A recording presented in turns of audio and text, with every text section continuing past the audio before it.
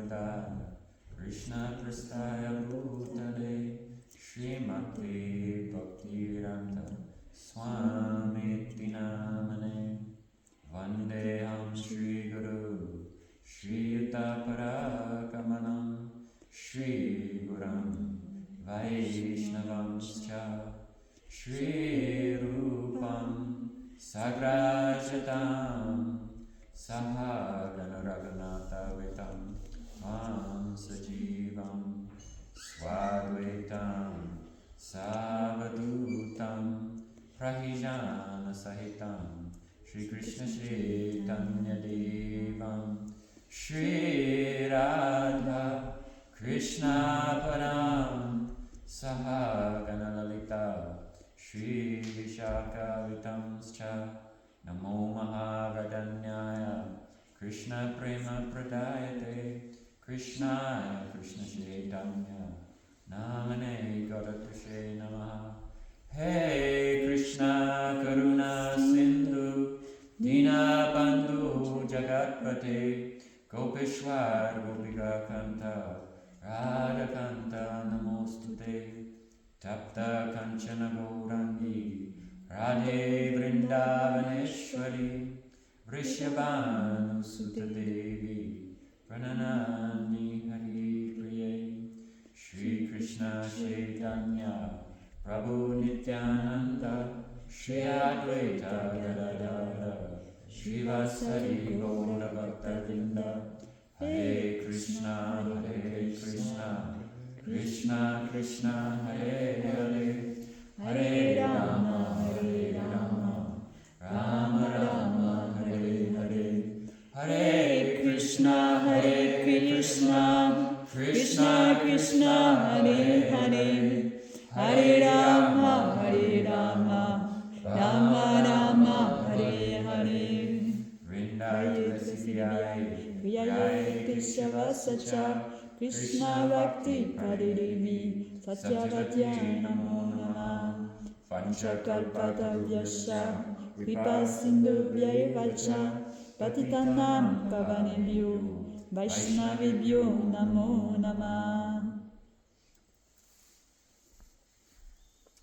So yesterday was a very auspicious day, Sant Panchami, and it was also the appearance day of Srila Raghunath Das Goswami and the disappearance day of Srila Vishwanath Chakravarti Thakur. So I want to share a little bit about those two exalted personalities today. And another topic I'd like to touch upon is some Bhakti Tattva in the context of Pap and Aparadha. So when you love someone, particularly when you first fall in love, and you go and visit your friends, what are you doing? You're talking about your new love, right? And oh, that's so wonderful. We went to the beach. Oh, yeah, we had a good time. So we are all aspiring to love Krishna. So we should all be proficient in talking about Krishna or things in relation to Krishna. So who will speak a little synopsis on the difference between Pap and Aparadha? Shivam. Yes, thank you for volunteering. Anupam, please.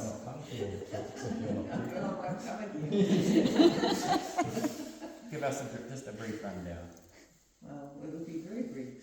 Part is to do with worldly sins, like to do with dharma, I guess in a sense like stealing or something like that, whereas Aparadha is offence to the devotees, to Krishna, to the deity, to the Dharma.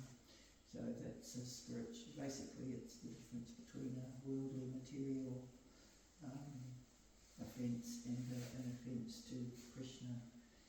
Although of course everything in the end is offence. But Papa is also to do with your karma. So if you perform, if you do Papa, if you do worldly sins, then that affects your karma, whereas Aparadha is much, much more serious because that takes you away from your devotion to Krishna. It can affect your relationship with devotees. Thank you. Thank you. I think. So there's a system in this material creation, in this world, and that system is called yajna, sacrifice. So Sri Krishna has orchestrated a system within creation by doing yajna, by contributing. Some reciprocation is there. For example, when you plant the grains, the rain comes, then the harvest, and at the end of the harvest, traditional cultures, they would offer some grains back to the gods, to the devatas. And then in the future season, the devatas would be pleased and again give sunshine when they want sunshine, give rain when they want rain. And Krishna says in Bhagavad Gita, the ultimate beneficiary of all sacrifice is who? Krishna. Vada? So, the performance of your duties, it's a kind of sacrifice. But even if you perform your duties, your dharma well, that dharmic activity, it will bind you because it is of the material creation, it's karmic. So even good karma, it will bind you in this world. So Krishna says, do your duties without attachment or you will be bound. So even good karma, it's still being bound in the material world. But by performing your duties without attachment, you're freeing yourself from the bondage. It becomes akarma. It's no longer activities that bind you or produce any binding effect, negative or positive.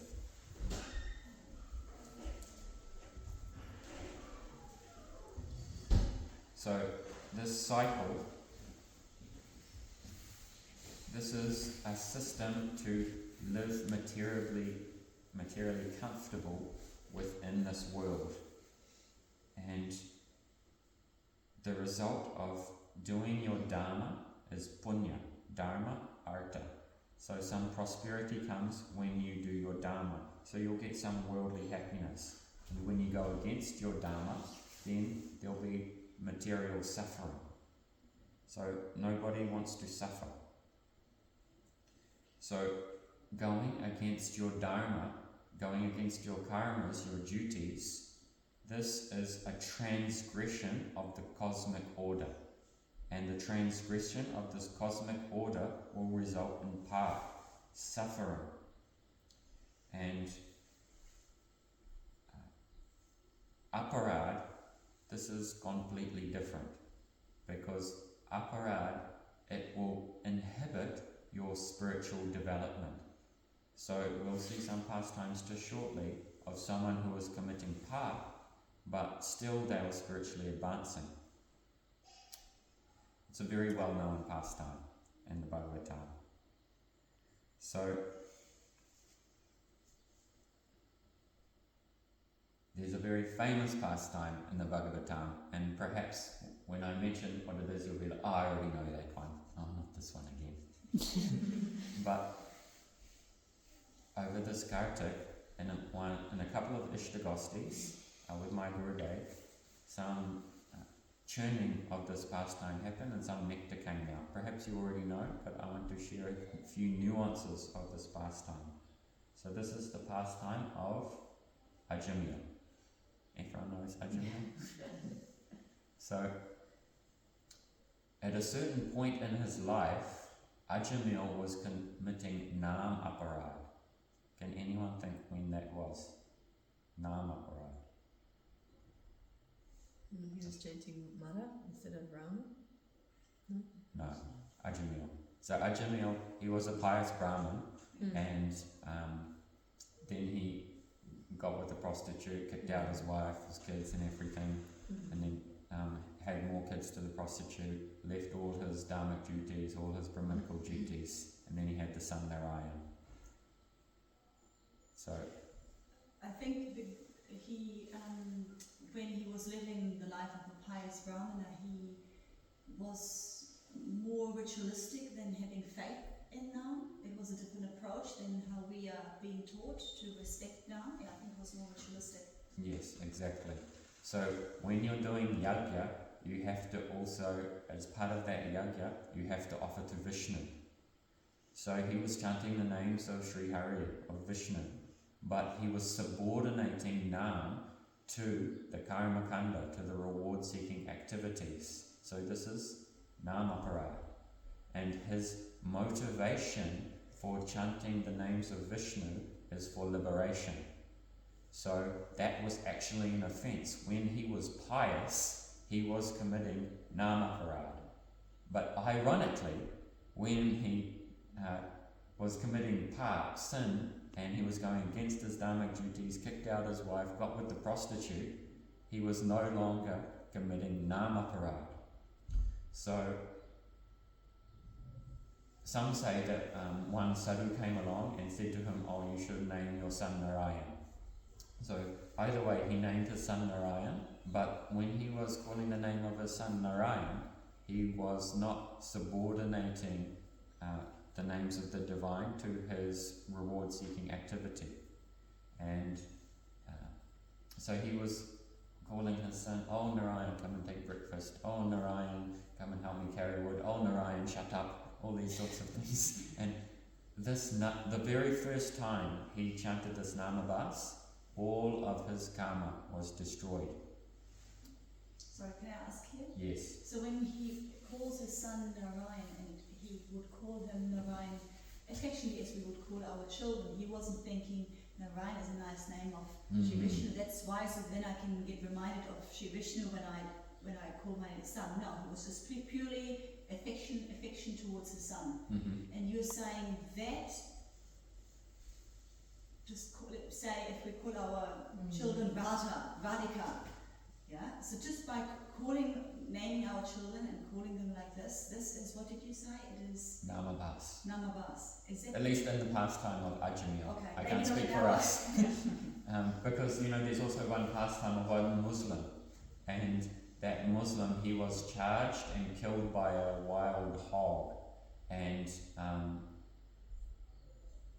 I think in Islamic culture, in Arabic, then they have this term mara, I think. Or it's the syllables of Ram in a different order. And he called this out before the hog came and killed him. And just by chanting those syllables, which are also syllables of the Supreme Lord, he was purified. So knowingly or unknowingly, by chanting the names of the Lord without offence, it's very, very powerful. So that first time Ajamil, he chanted the names of his son Narayan with Namabas, all his karma was destroyed. And so gradually, as he was calling the son of his name, the name of his son, affection was beginning to arise.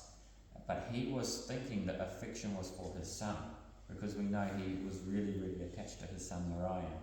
But actually, this was affection for the Supreme Lord growing in his heart, but he was not aware of that. He was just thinking, "Oh, this is affection for my son." And also, because he chanted Namabas, that was why at the end of his life, he was able to call the name Narayan. Again, he was thinking he was calling his son, but actually he was calling out to the Supreme Lord Narayan, and that's what impelled the Yamadutas to appear there. So, Vishnudutas, sorry. And so the example was given that it looks like he was still doing sin. He wasn't following his duty and he was getting with the prostitute, but he had chanted Namabas. So the example was given that it's like a rope that's been burnt, and the shape of the rope is still there, but actually if you go to touch it, if you go to bind anyone with that rope, it'll have no effect.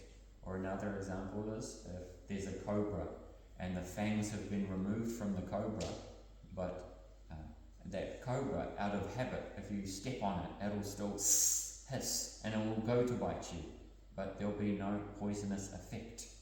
So the relevant point here is don't try to judge devotees, because if they are chanting, we don't know if they're chanting Namabas, Shuddhanam, Nam with offence, and it may look like they have done some transgression.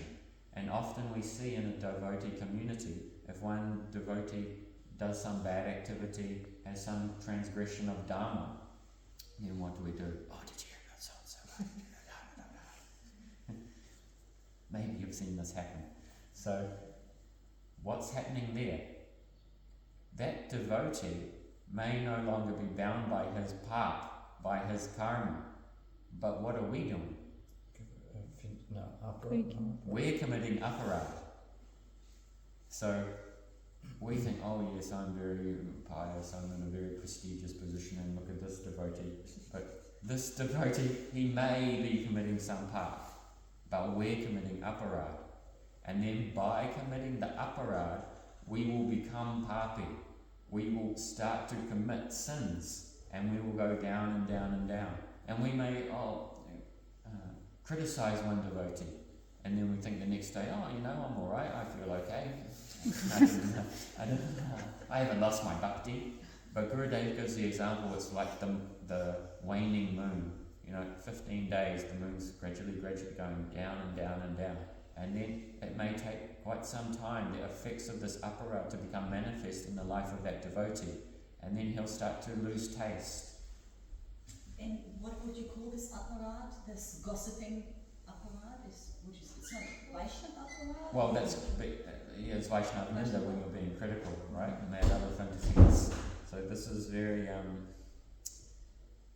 very hard to get away from this critical tongue, We always have this propensity with the conditioned soul to criticize people.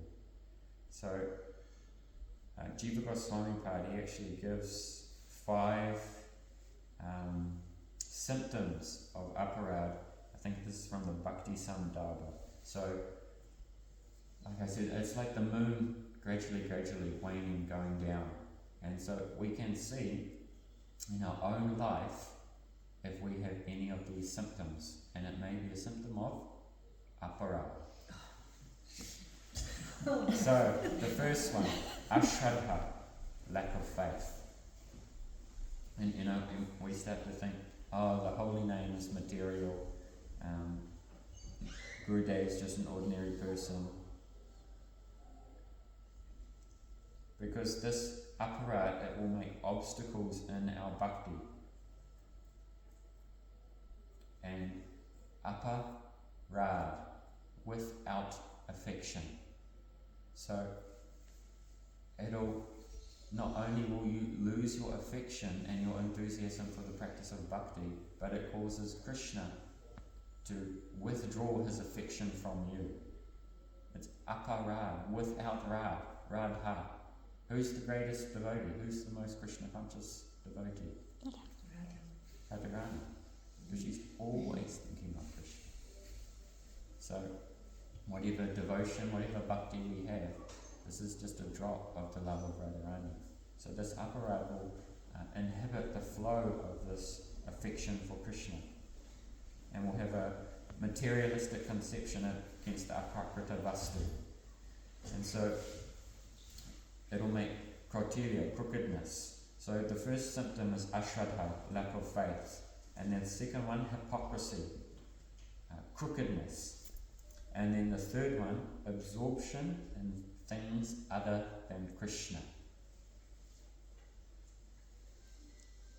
Yesterday we were hearing about the PD syndrome, the pure devotee syndrome. Sometimes the devotee comes very enthusiastic, all fired up, and then they can't sustain that, and then they plunge down and they go off the path.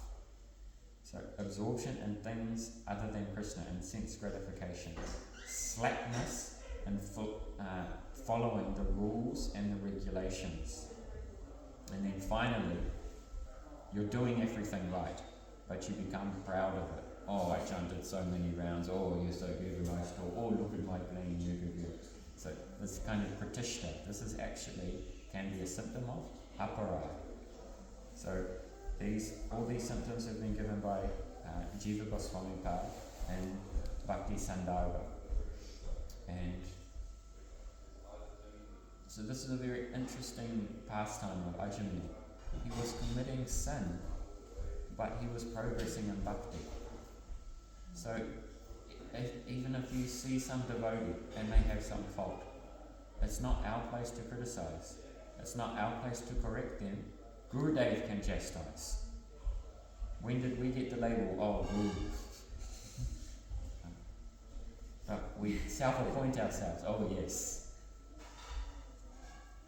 Let Guru or senior Vaishnavas sort it out. Or take your cloth and cover that Vaishnava and say, oh Prabhu, correct yourself. Because very, very soon, that devotee, Apisetra, will be, if he or she is still one-pointed in their service to Krishna, very, very soon, they will be corrected. But if you are criticizing them, then you will go down. And I think Srila Vishwanath Chakravarti Thakur, he has an interesting commentary on that verse, is, okay, some devotee may be having some transgression, but it says, if they're still one-pointed, they're still a sadhu. Srila Vishwanath Chakravarti Thakur, he says, if you see that person still, if you can acknowledge, oh, they are one-pointed in their devotion, very quickly you will soon become a sadhu. So don't criticize anyone. And then the second pastime that I want to touch upon today, also a very well-known pastime, and that is the pastime of Ambarish Maharaj. So, just to give it a brief rundown, Ambarish Maharaj was a great devotee, and the great sage Durvasa Muni came to his palace, and it was a Ekadasi, in the time for the Param, breaking the fast, was about to come. So Ambarish Maharaj warmly welcomed Durvasa Muni, and then Durvasa Muni said, oh, I'm going to the river to take a bath and remember my mantras. So Durvasa Muni, he went down to the river and he was meditating on Brahman. And then the Param time was quickly approaching, and Ambarish Maharaj has been in a bit of a quandary, what to do. Because it's part of Varnashram Dharma, you should honour your guests and your guests should eat before you. But he couldn't, Ambarish Maharaj was thinking, the Param time is coming and I should break my fast, but I cannot break my fast before Durvasa Muni comes back, or else I'll be breaking Varnashram Dharma. So he was having a choice between honouring Bhakti Devi, Ekadasi Devi, or Varnashram Dharma. So what to do? What are you going to do? So then he called all his brahmanas, his pandits, into his court. Oh, please, come up with a solution. And what did they do? They couldn't find a solution. What to do? But Ambarish Maharaj, he's a Mahabhagavat Vaishnava who knows all Sastra. So then he found the solution. I can take some water, some Jambrita, and that is considered breaking my fast. But also in the Sastra it is said that drinking water is not eating. So he found the perfect solution that both honoured Bhakti Devi and Varnashram Dharma.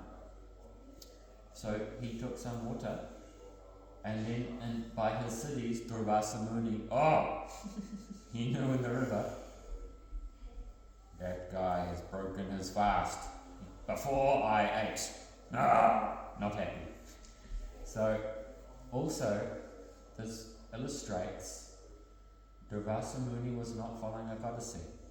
Because if he was following Ekadasi, he also would have been thinking, I have to break the Param time.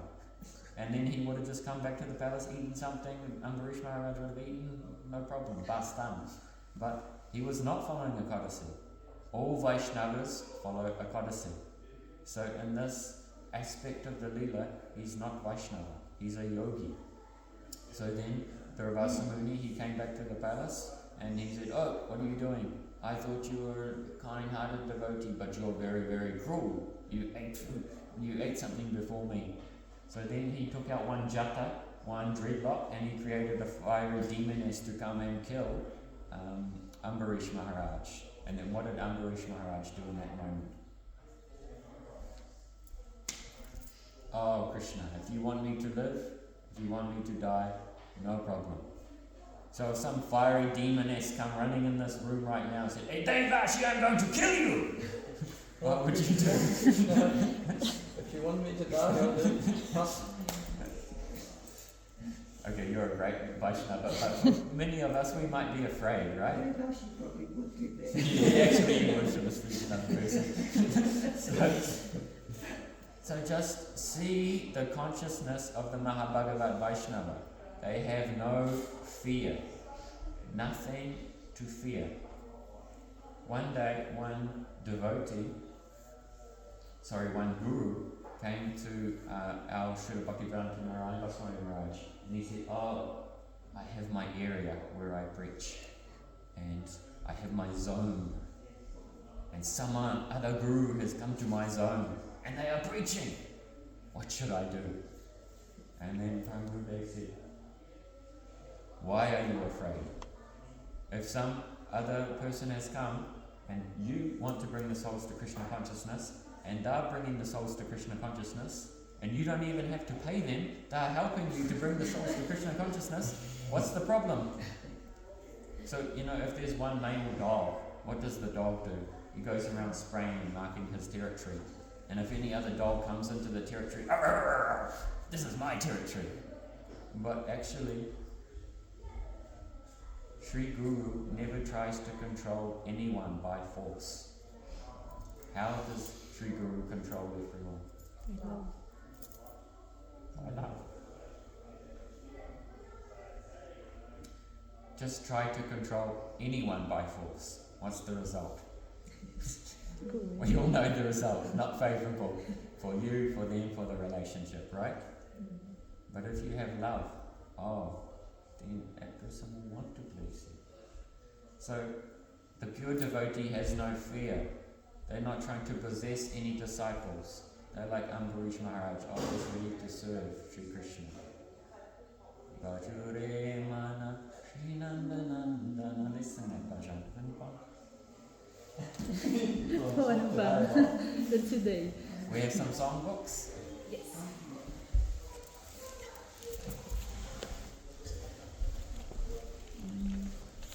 Someone can borrow this one. You fun pipe. 137.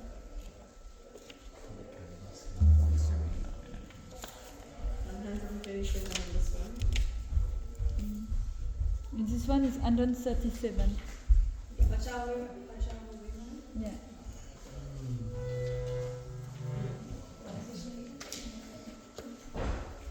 Bacho, bacho. Bhajure. Oh. Bacho.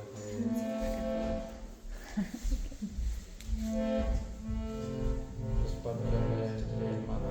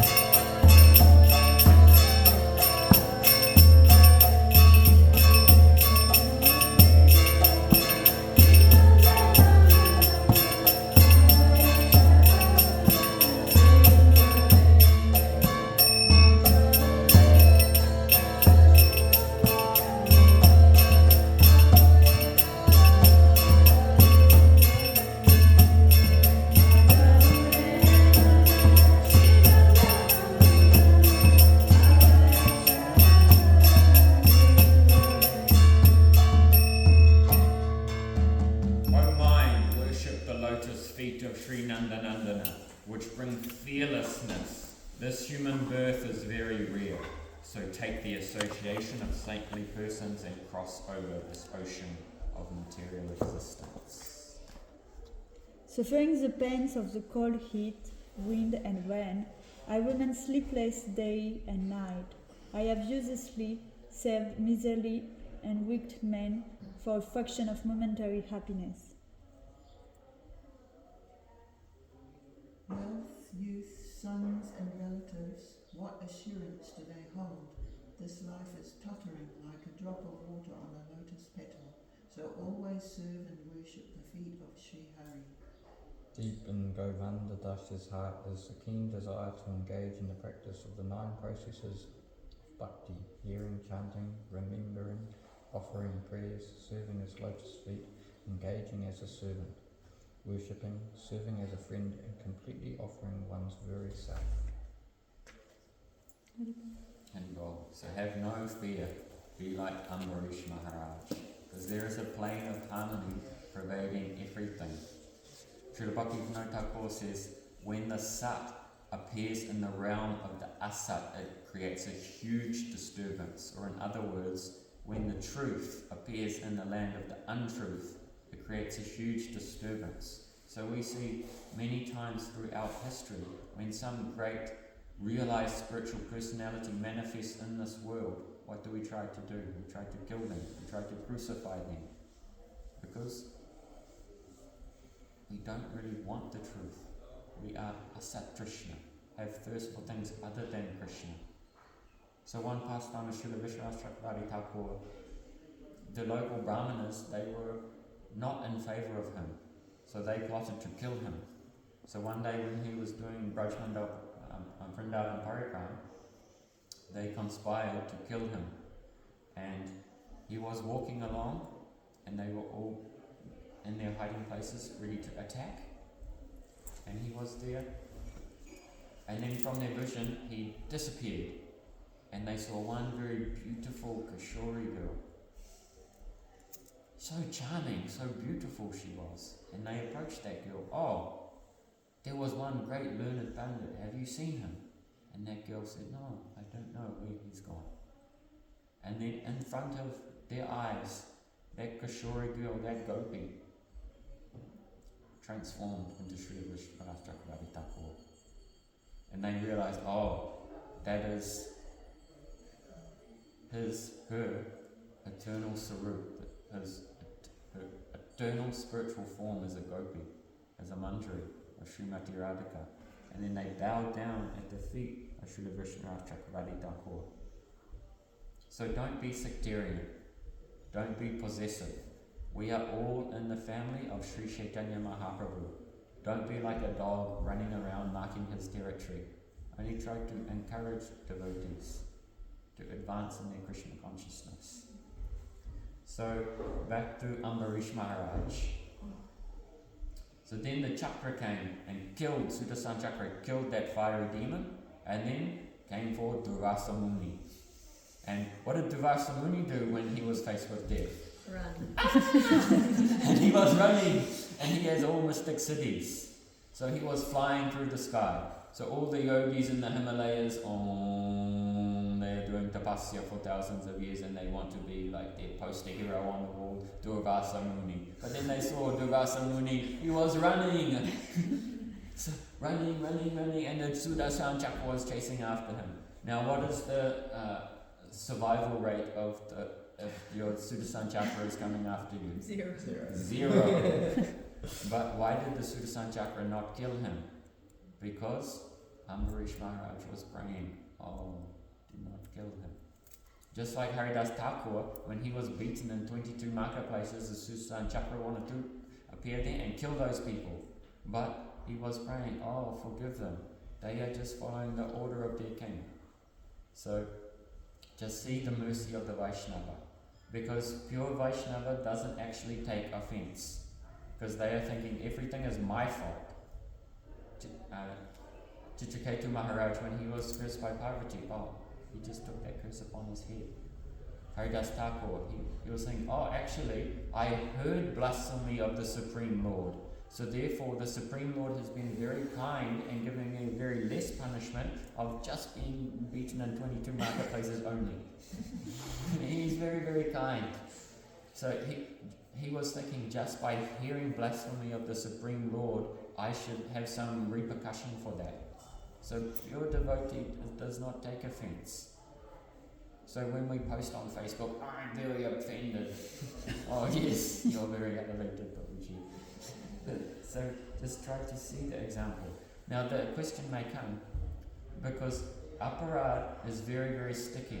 Paap can be destroyed in a second by Namabas, but Aparadha, you must suffer for that. The only way you can mitigate that is by going to the lotus feet of that Vaishnava that you have offended, and please, Prabhu, forgive me. But also it is said, it's not just that he forgives you, because he doesn't take offense anyway. He's thinking everything's my fault. But that Vaishnava should become anapul. His heart should become inclined towards you in a favourable way. That's really the forgiveness that we're seeking. Now the question may come, what if you've been critical, what if you've committed some offence and then that Vaishnava has become uppercut, unmanifest? What will you do? Then Sanatan Kumar and Padma Purana here said, you can take shelter of Nam Prabhu and you should chant 24 hours a day continuously, and then Nam Prabhu himself, he can forgive you for the offence, because Nam Prabhu is very, very merciful. So Ambarish Maharaj is flying through the sky and the Sudarshan Chakra is coming after him, and he's going. Durvasa Muni, my apologies, thank you. So Durvasa Muni, he's flying through the sky, Sudarshan Chakra is coming after him, and then eventually comes to the lotus feet of the Lord, and I cannot forgive you. My heart is controlled by my devotee. So then, long story short, Durvasa Muni, he comes back to the palace of Ambarish Maharaj, and he sees the glory of the devotee, the pure devotee. Now, the reason that the Sudarshan Chakra did not kill Durvasa Muni is because Ambarish Maharaj was praying for his safety. Now, Durvasa Muni, he is one Anksa of Mahadev. Who is Mahadev? Vaishnava Yatra Shambhala, the greatest Vaishnava. So how can his Anksa be against bhakti? Not possible. So this is all Leela. If you go on some very, very busy beach, they have a plane flying overhead with some banner behind it. Oh, drink this drink, buy this product, some advertisement. So Durvasa Muni, he was like one plane flying through the sky, the glories of pure bhakti. Don't do karma, don't do jnana, all these things are useless. Just see the power of a pure devotee. So he was playing the role of a yogi, but what was he doing? Glorifying Shuddha Bhakti. So this was all just Leela, because even Durvasa Muni, he gave the Ashirvad to Radharani. Oh, whoever eats your cooking, they will be invincible. And she's cooking for Krishna every day. So we should understand these things by Leela, not just go critical, because we don't understand the deeper levels of what's going on. It's not our place. So we should be very careful about all of these things.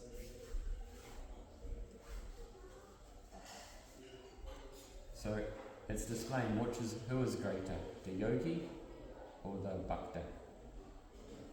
Krishna says in Bhagavad Gita, Yoginam api sammadgati atmanaha Shraddhavan bhajate yuktato mataha. End of Bhagavad Gita chapter 6. Of all the different types of yogis, the one who is in the core of his heart is always engaged in serving me with great faith. That is the best of all yogis. Now, another interesting point is if some devotee has some transgression and you're critical of that devotee, what's the definition of pure bhakti? Anabilastashinyam Ganakramani Nata Anakulena Krishnanashilam Bhakti Uttama. So one can become critical of that devotee, oh, he's committed some sin. But what's going on there is you are measuring that devotee by the yardstick of Dharma. Therefore, your bhakti is anavritam. It is eclipsed, it's covered by karma and jnana, because you're measuring the devotee through the worldly dharma. So that means your bhakti is covered.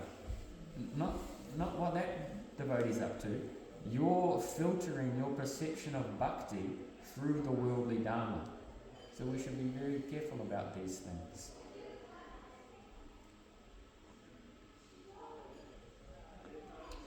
I'll just very touch upon our Paroshanacharya, Srila Raghunath Das Goswami. So Raghunath Das Goswami, he grew up in a very wealthy family, and he had association with Chaitanya Mahaprabhu when he was quite young, and he wanted to just go and be with Chaitanya Mahaprabhu. And Chaitanya Mahaprabhu, he told him, actually, you should just stay with your family. Don't run away and be a crazy person. Stay with your family. Behave like a normal person. Don't be crazy. Don't be fanatical. Don't be a religious fanatic. And become steady. Attain nishta. So Raghunath Das Goswami, he done that because his parents were very much worried about him running away and joining the Vaishnavas. His family was also Vaishnava, but Vaishnav pride. Seems like Vaishnav, but really sense and joyous. So Raghunath Das Goswami's guru was Yadunandanacharya.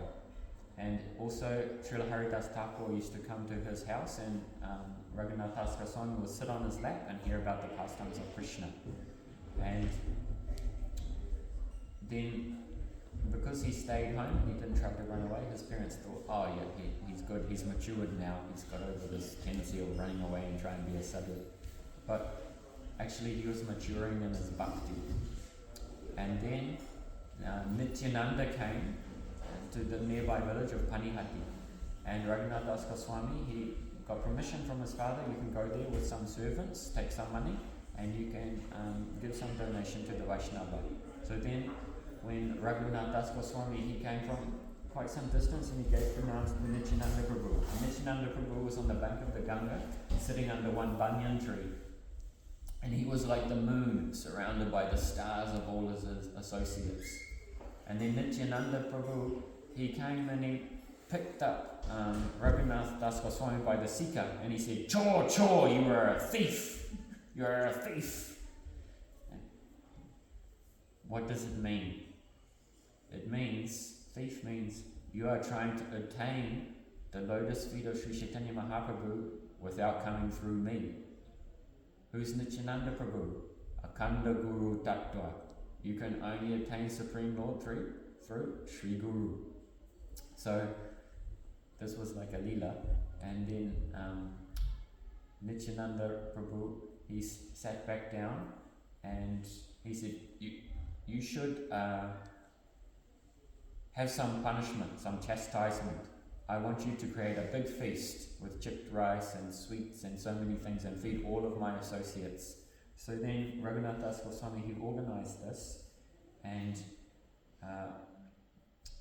Nityananda Prabhu, he kept one asana on his left side and one plate for Raghunath Das Goswami to come and sit and take prasad with him.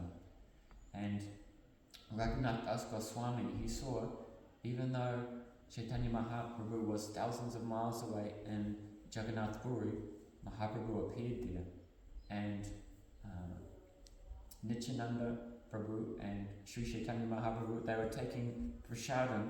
Only Raghunath Das Goswami could see this. They were taking prasadam off certain devotees' plates and they were throwing it through the ear and into the mouth, back and forth, the two brothers. So then Raghunath Das Goswami, he went back home, and later Yadunandanacharya, his guru, came to his house and he said, "Oh, my pujari, he's missing. Can you help me find him?" And then so his parents said, "Yes, Raghunath, please go help find your guru's pujari." So then he went, he found the pujari, sent him off to his guru, and then he took that opportunity to run away from home.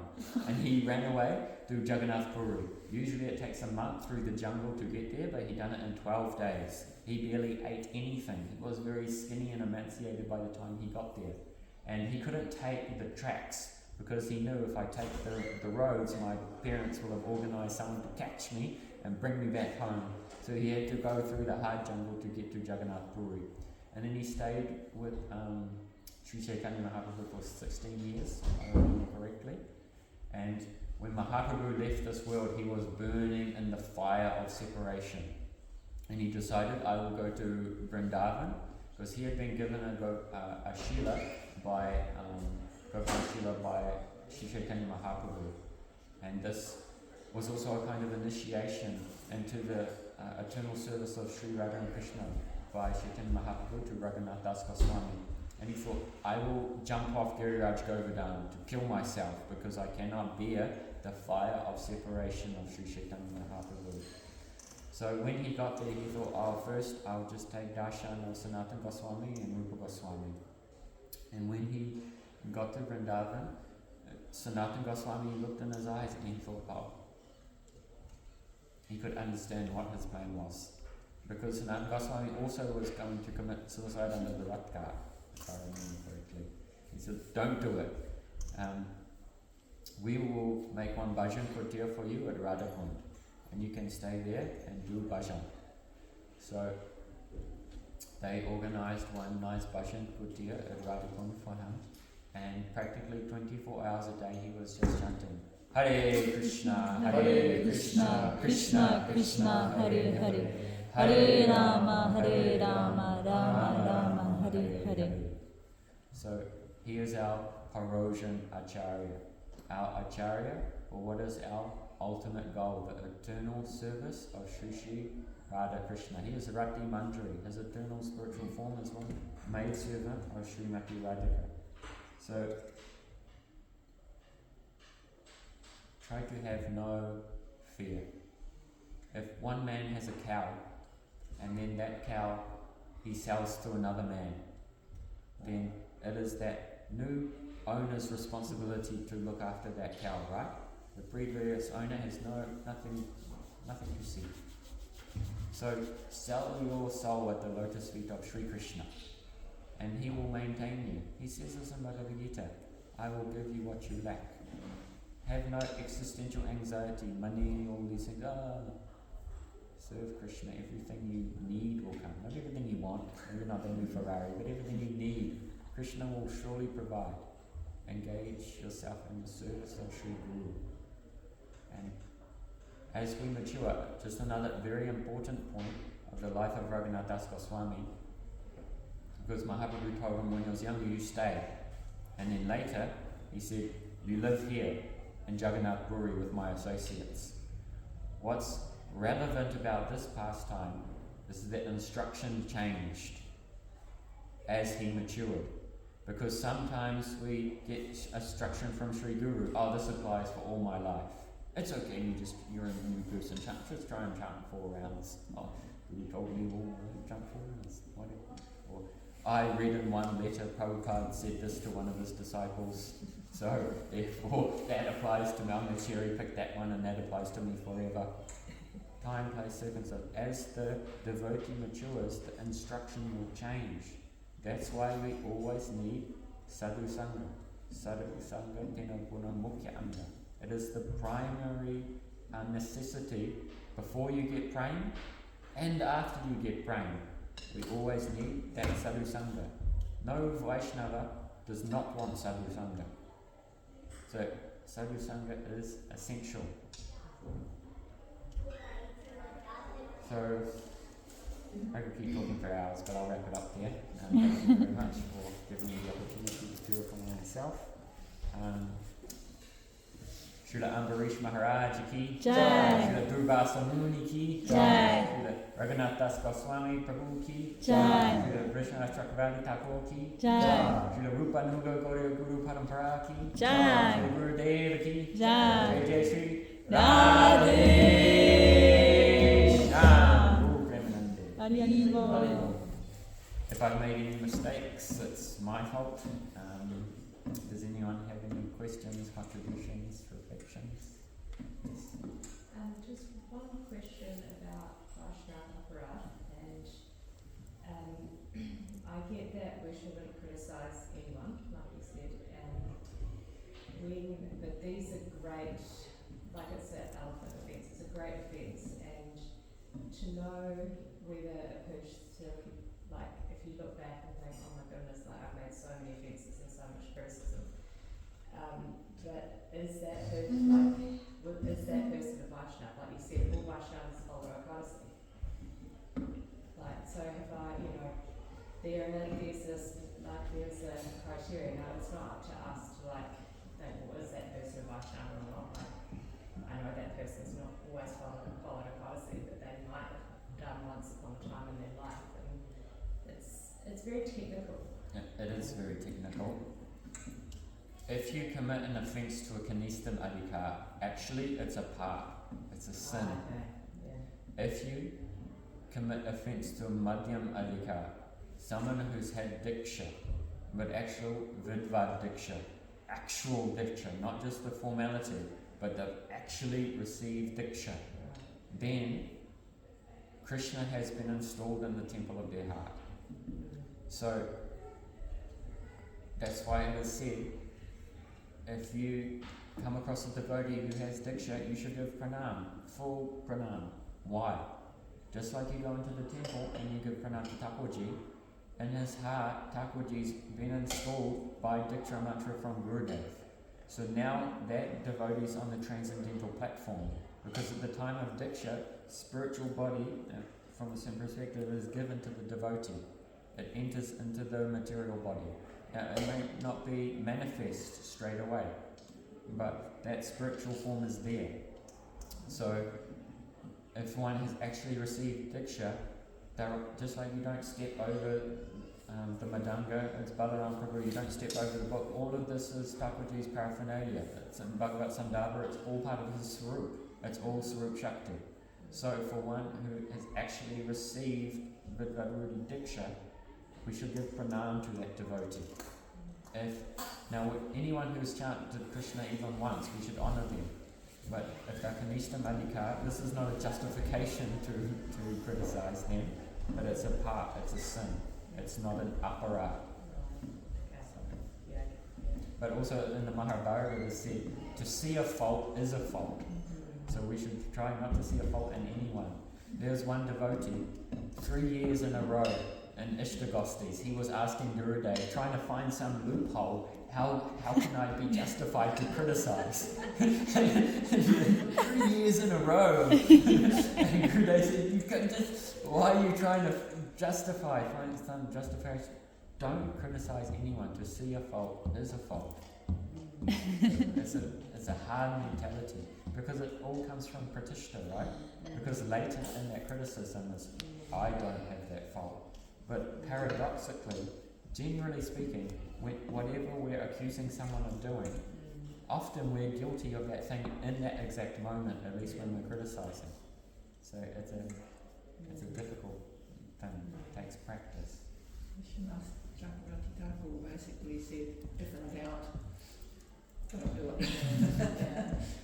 There was this just recent incident at the temple where a very esteemed devotee was killing with birds and something like that, like something really heavy, and children are there, and then another devotee comes to you and you don't know what to do in the situation, because it's there's no point tackling it head on, but it's the really it's a wrong thing to do, and there's so many examples of necessary devotees not doing the right thing by dharma, and then how to rectify it in your own mind, or other devotees if they come to you distressed, and Param Gurudev used to say, hate the sin, but not the sinner. So we don't agree with the activity per se, but we can also understand that the behaviour is not the person, and it does soul. But also, Vaishnava is kind to every living entity. So there's Vaishnav pride. You know, when they were building Mayapur, they showed Prabhupada the plans, he was looking and he said, where's the prison? And then they said, it's for devotees, we don't need a prison. And Prabhupada said, don't think everyone wearing dhoti and tilak is a devotee. You know, so, because actually to be a devotee is something very high. So it's a difficult position to, you know, when to say something and when to not. Perhaps Badri would like to add something here. I'm just absorbed in what you're saying. Like this example of a devotee killing birds when children are around, it doesn't seem to lead a good example, Yes. you know? Well, it's not as though, I mean, this is me speaking now, and I may not be right, it's just my perception, that it's not as though we need to ignore everything that is actually bad and shut up about it and let it happen. No, we can speak about things that are happening that are definitely undharmic. But it's a matter of, once again, looking at yourself, where am I coming from? Am I coming from hate and wanting to put that person down? Or am I coming from a sense of place which wants to make sure that this activity, which is not right, gets addressed?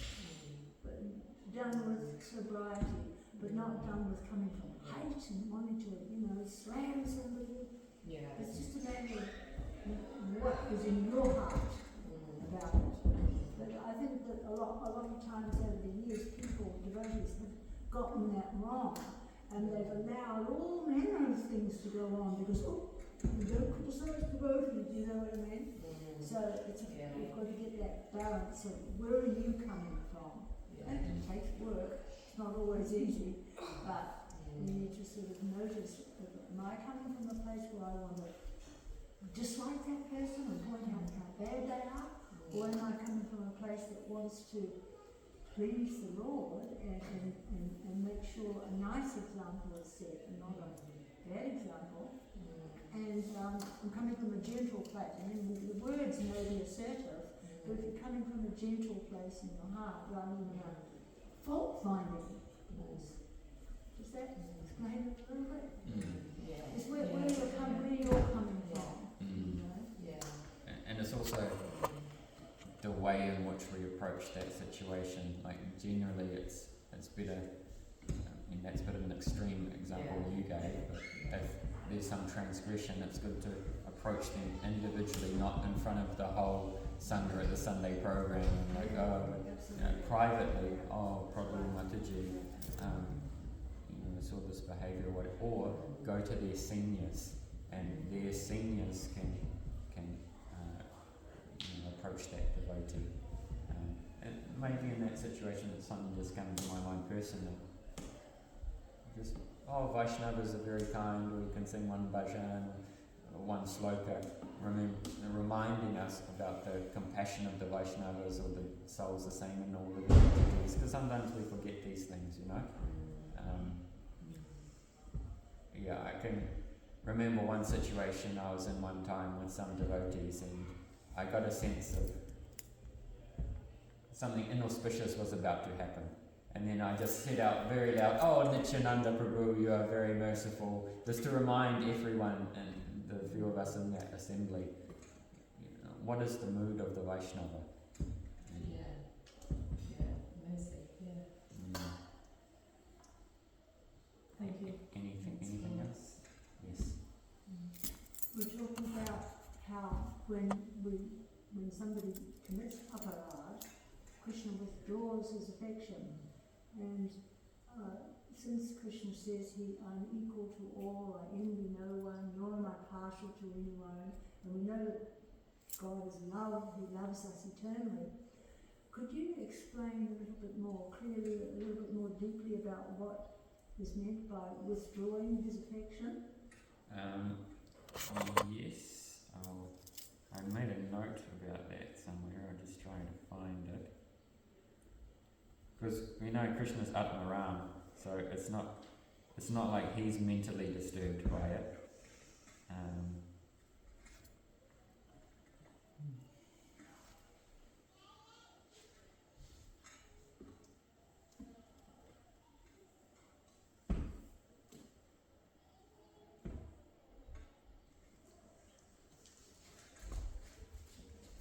Perhaps it's not, Krishna himself personally, but Bhakti Devi, she removes her. Krishna also responds to your desires, doesn't he? Like he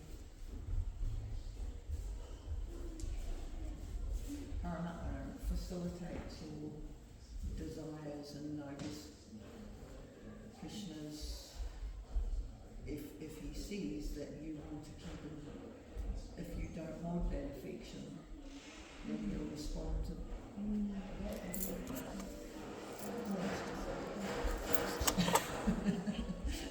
Yeah, I can't find a note, so I don't want to misquote anything. But yeah.